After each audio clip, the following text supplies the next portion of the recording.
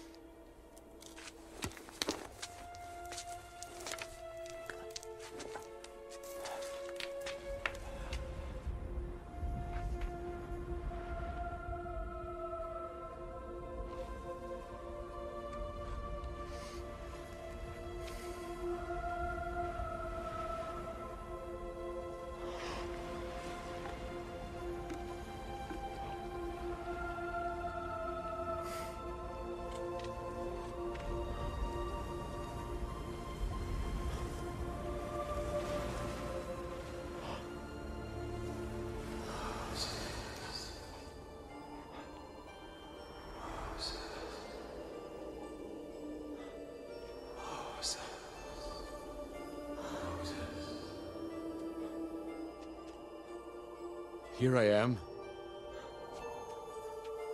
Take the sandals from your feet,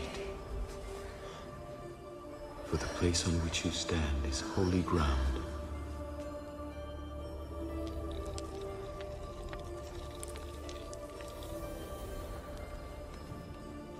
Who are you? I am that I am. I don't understand. I am the God of your ancestors, Abraham, Isaac, and Jacob. You were born of my mother, Yocheved. You are our brother. What do you want with me? I have seen the oppression of my people in Egypt, and have heard their cry. Stop it! Leave that man alone! So I have come down to deliver them out of slavery and bring them to a good land. A land flowing with milk and honey. And so unto Pharaoh I shall send you. Me? Who am I to lead these people? They'll never believe me. They won't even listen. I shall teach you what to say. Let my people go! But I was their enemy. I was the prince of Egypt, the son of the man who slaughtered their children. You've chosen the wrong messenger. How can I even speak to these people? Who made man's mouth? Who made the deaf, the mute, the seeing, or the blind? Did not I? Now go!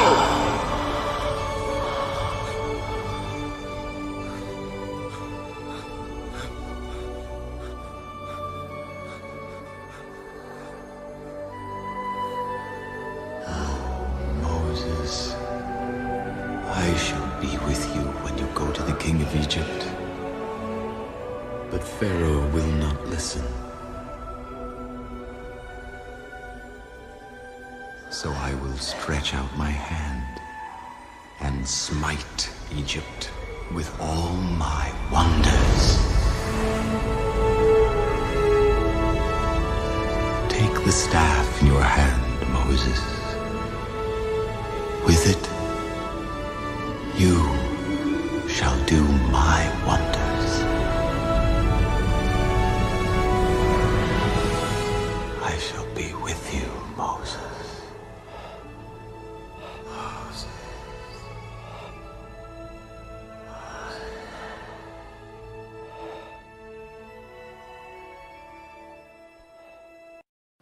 Hi everyone, my name is Kevin Lay, and I'm so honored and humbled to stand before you today in our beautiful sanctuary to share my why. As a second-generation American, my parents fled a war-torn country following the Vietnam War in search of the American dream. In 1979, my mom arrived in America and found herself in the Midwest, in Sioux City, Iowa, to be exact.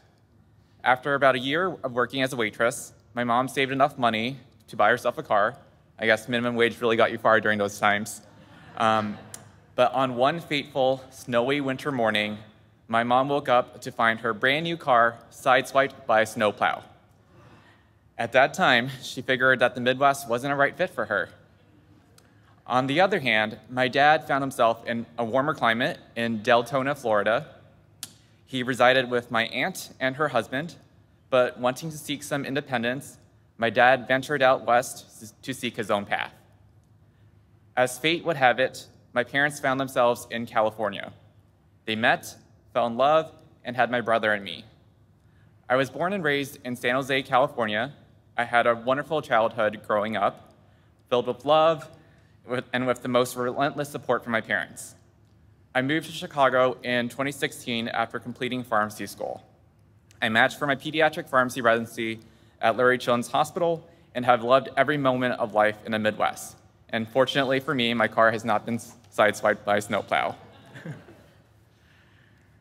Religion has always been an important part of my life. I was baptized in the Catholic Church and attended catechism classes all the way through confirmation. This occasionally meant dreadingly skipping out on my Saturday morning cartoons to attend these catechism classes. Regardless of how much I rebelled, my mom always found a way to get me to church, even if it meant dragging me. Interestingly enough, my mom is not Catholic. Major plot twist. She's actually Buddhist. She attended church with my dad, my brother, and me, but she never converted to Catholicism. My mom very much considers herself a devout Buddhist. Throughout childhood, college, and graduate school, Catholicism has played a big part of my religious and spiritual life. When I moved to Chicago, I attended various Catholic churches, including Our Lady of Mount Carmel and St. Clement. I enjoyed attending these masses, but it started feeling like I was going out of the routine. Flash forward to 2020, we got a pandemic puppy named Preston. Preston loved the city, but he wanted his own yard. So as two millennials with dual incomes, without children at this time, we appeased to Preston's demands and moved to Hinsdale in summer of 2021. I started researching churches around the western suburbs. I had a running list of churches that I wanted to check out. Flash forward to St. Patrick's Day of 2022 at our friend's gathering. I was filling them in on my church search, and as fate would have it, our friends know a pretty incredible music director at Union Church of Hinsdale. The following Sunday, I was there in service and found myself at home. My religious journey has not always been filled with sunshine, rainbows, and unicorns. Growing up gay was not easy for me. To question my identity, to question my faith, to question God, why would God make me this way? And so I prayed. I prayed that these feelings, these thoughts, this part of me would go away. Regardless of how hard I prayed, it didn't. I was scared. I was scared that I would lose my family, my friends, that I would never find love, and that I would never have a family of my own. As we heard in Exodus 3, and God said unto Moses, I am that I am.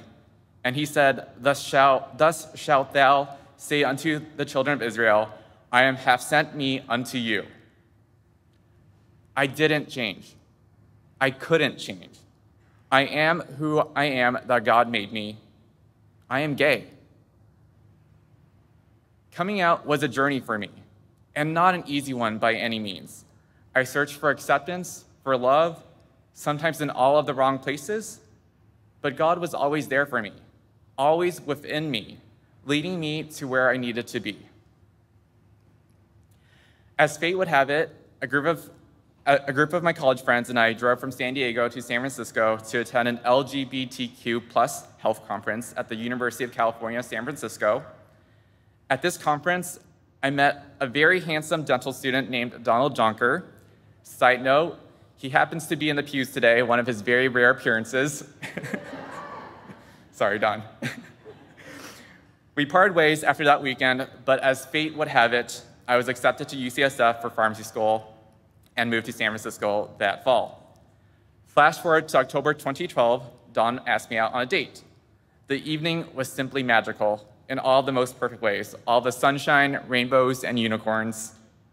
The fears that I had as a teenager, of losing my family and friends, of being alone, all of those fears vanished away. As fate would have it, I finally came out to my parents. I'm sure that my mom always knew. My dad, I'm sure that he did too, but maybe he was in denial. I mean, I was quite obsessed with NSYNC, particularly Lance Bass growing up. This part of the story isn't filled with sunshine, rainbows, and unicorns. I distinctly remember this day. It was the 4th of July.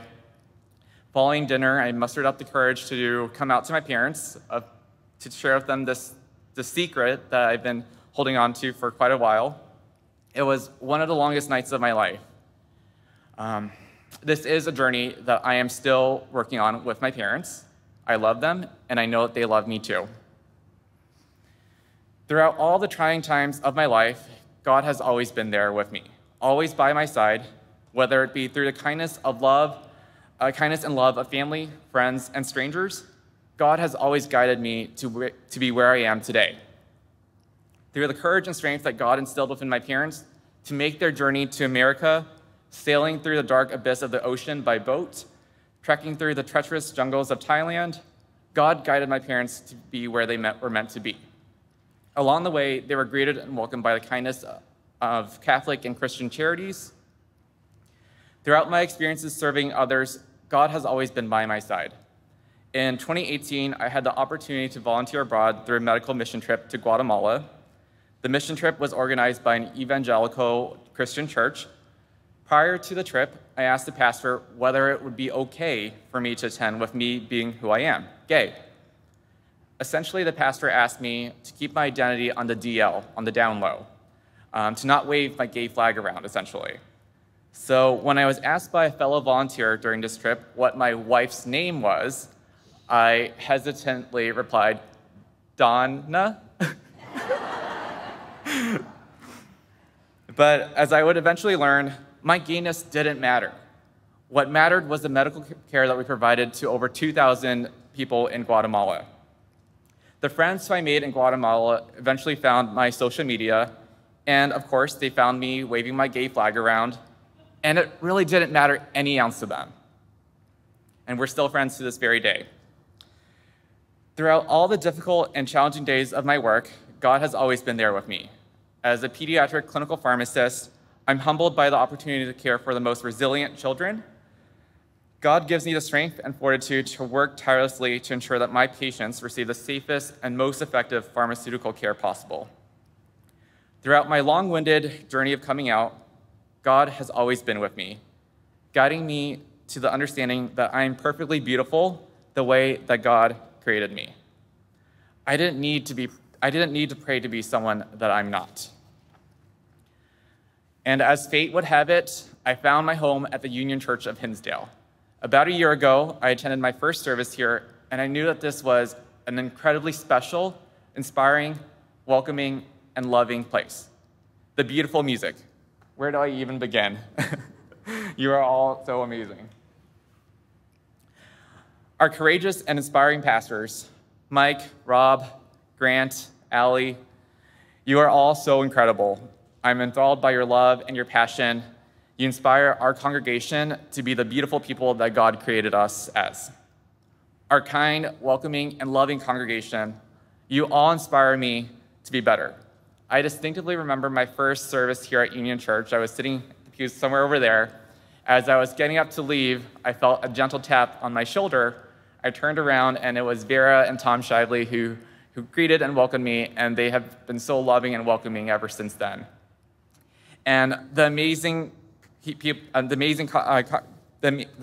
that I've met day after day, I've had the honor of meeting and befriending the most incredible brothers and sisters here at Union Church of Hinsdale. As God would have it, I am who I am, and I've been fortunate enough to find my home here at the Union Church of Hinsdale. Thank you.